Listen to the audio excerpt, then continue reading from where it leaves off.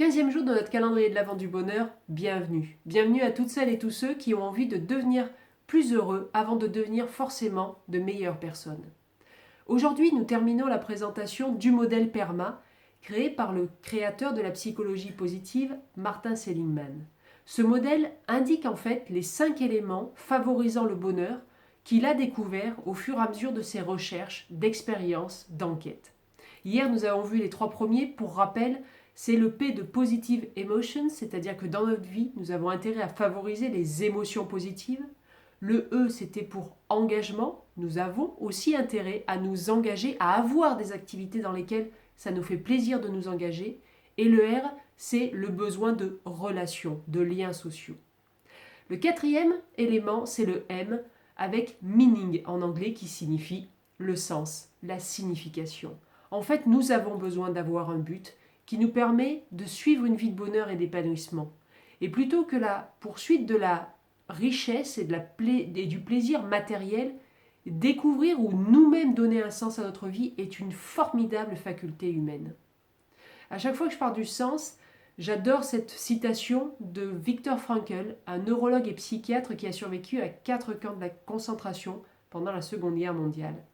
Viktor Frankl disait « On peut tout enlever à un homme, excepté une chose, la dernière des libertés humaines, celle de décider de sa conduite, quelles que soient les circonstances dans lesquelles il se trouve.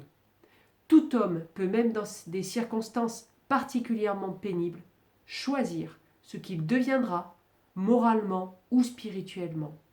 C'est cette liberté spirituelle qu'on ne peut pas nous enlever, qui donne un sens à la vie. » Ensuite, il y a le 5e et dernier élément. Le dernier, c'est le A de accomplishments, qui signifie réalisation. Avoir des objectifs et de l'ambition dans la vie peut nous aider à réaliser des choses qui peuvent nous procurer un sentiment d'accomplissement.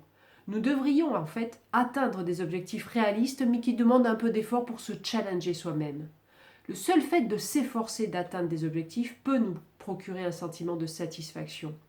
Avoir des accomplissements dans notre vie est important pour nous pousser à prospérer. Et finalement, après avoir vu ces 5 éléments, comment appliquer ce modèle ? Eh bien déjà, la première étape, vous venez de la faire avec ces 2 vidéos, c'est de prendre conscience que ces 5 éléments sont plus que soutenants pour nous permettre d'être heureux, pour nous permettre de vivre le plus possible dans le bonheur. Et du coup, il faut jalonner notre journée de ces éléments, pas forcément les 5. Alors, en fait, n'oubliez pas de penser à être positif dans votre vie personnelle et professionnelle. Trouvez des activités qui vous rendent heureux et dans lesquelles vous pouvez être pleinement engagé, pleinement focalisé. Concentrez-vous sur vos relations avec votre famille, vos amis et puis les différents cercles de connaissances que vous avez autour de vous. Trouvez ce qui donne un but et un sens à votre vie et même déterminez-le si vous ne le trouvez pas. Et en fait, réalisez des choses, fixez-vous et atteignez des objectifs. Et pourquoi pas se fixer l'objectif d'être heureux. J'avoue que pour ma part, je n'arrive pas à mettre les 5 éléments toujours, tous les jours dans mon quotidien. C'est difficile par certaines périodes quand on est très chargé ou par exemple dans notre période actuelle, cette année 2020 qui nous fait être confinés et qui empêche par exemple le R des relations et des liens sociaux, même s'il y a d'autres modalités, il nous manque cette approche physique, cette approche émotionnelle que l'on ressent plus difficilement avec des écrans. Bref, ne nous astreignons pas à avoir toujours les 5 cochés tous les jours, mais le plus possible et le rendre de manière automatique dans notre vie. Alors oui, cela demande des efforts pour penser à ces 5 éléments, mais soyons bienveillants avec nous-mêmes. Maintenant que vous avez entendu parler de ces 5 éléments, que vous savez qu'ils supportent notre bonheur, alors il ne tient qu'à nous de transformer cette vigilance en acte. Je vous l'espère en tout cas, tout comme j'espère moi aussi perdurer dans mon activité pour parsemer mon activité, ma vie personnelle, professionnelle, amicale de ces 5 éléments. Ce n'est pas facile à faire, mais on peut tous y arriver.